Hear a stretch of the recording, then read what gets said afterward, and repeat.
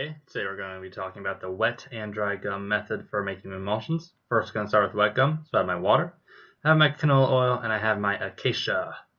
As you can see, I'm using a ceramic mortar and pestle, just so you guys can try using one of these and see how you feel about it.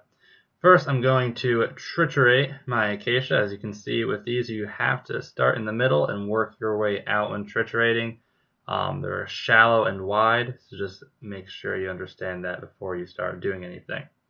Once I feel it's adequately triturated, particle size is even and small, what I can do is just scrape it all off the sides, and then I'm going to add my water.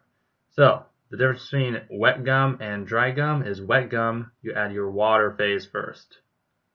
Easy way to remember it. So I'm going to take my water, I'm going to add it, and I'm going to mix it in my mortar and pestle with my acacia. I'm going to speed this up for the sake of time, but as you can see, I just add the rest of my water and I get mixing and triturating. As you know with emulsions, it takes energy. You have to apply energy to the emulsion to get it to work. So this is going to be a lot of triturating and mixing going on during lab. So make sure you bring your muscles today. After a while, as you can see, the lumps slowly disappear and it starts to look a little bit like a vanilla milkshake. Okay, it's going to have about that consistency too.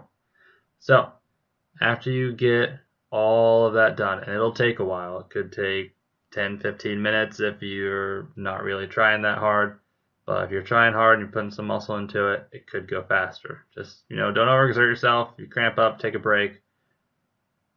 It does take a while though. But as you can see, the more I mix, the more fluid it gets. Okay? It looks a lot different than it did when I first started, just by, using some force behind it. So, about 5 minutes later, after doing this, finally get it all to a nice, homogeneous, smooth texture. Okay? Now it's time for me to add my oil.